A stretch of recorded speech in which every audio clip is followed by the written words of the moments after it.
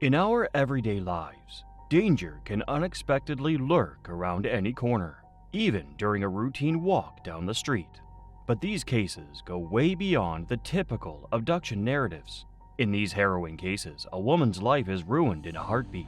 A seemingly trustworthy friendship becomes a couple's nightmare, and another woman's escape relies on a crucial lesson from her past. In January 1997, Rosalind McGinnis, a 12-year-old girl, was abducted while leaving her middle school in Wagner, Oklahoma. The circumstances leading up to her kidnapping were marked by domestic turmoil, as Rosalind and her siblings were living in a women's shelter with their mother, escaping abuse from Henri Michel Piet, Rosalind's stepfather. Henri Michel Piet, the perpetrator, lured little Rosalind into a van, and there began the traumatic ordeal that would last for nearly 2 decades. After her abduction, Rosalind was forced to travel to different locations across the state, all while living in tents with Piet and his 3 children.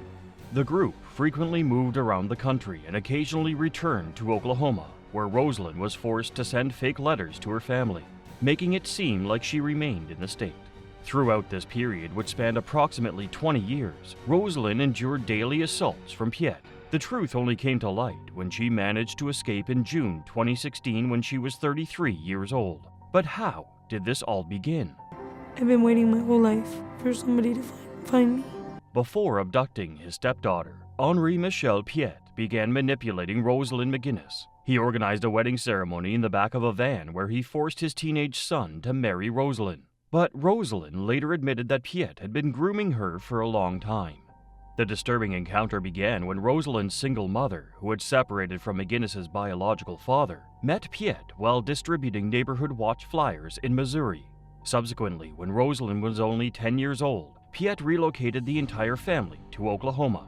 According to an affidavit, Piet's first attempt at grooming McGinnis took place at her home in Wagner, Oklahoma, specifically on the bottom bunk of a bunk bed. Rosalind claimed that the constant fear of Piet reappearing and taking her again haunted her for the rest of her life. After kidnapping Rosalind McGinnis from her school, Henri Michel Piet moved across multiple states before eventually making his way to Mexico in the year 2000. Once in Mexico, the couple found themselves living in a small tent in a rural village. In this foreign environment, Piet subjected Rosalind to a life of lies and survival. She was forced to adopt fake identities and beg on the streets to get some money. But over time, Rosalind adapted to her surroundings and got practical skills. In the village, she learned the craft of making and selling coffee, honey, and ice cream. During the 19 years of captivity, Rosalind McGinnis was forced to have 9 of Piet's children without the assistance of any medical professionals. She had her first child